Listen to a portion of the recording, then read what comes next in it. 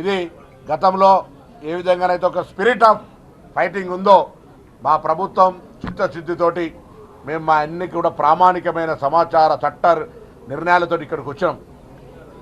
మీ ముఖ్యమంత్రి Congress converted CM అని చెప్పి ఇప్పుడు కామెంట్ చేశారు.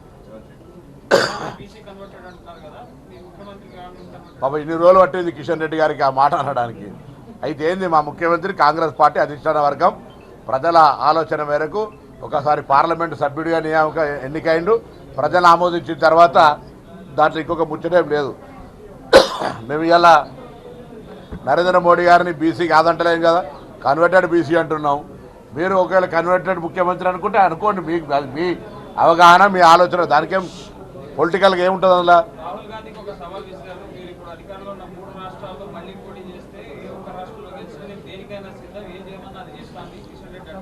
మొన్ననే పార్లమెంట్ ఎన్నికల్లో సాగు తప్పి కన్నీళ్ళొట్టపోయినట్టు గెలిచారు మీరు. అబ్కీ బార్ 400 అన్నారు. మీకు నైతికత ఉందా? అబ్కీ బార్ 400 ఖాతాకు పేకి దియే. ఇవాళ కూడా చంద్రబాబు నాయుడు బీహార్ ప్రభుత్వాల మద్దతు లేకుండా మీ ప్రభుత్వాన్ని కొనసాగించే దమ్ముందా?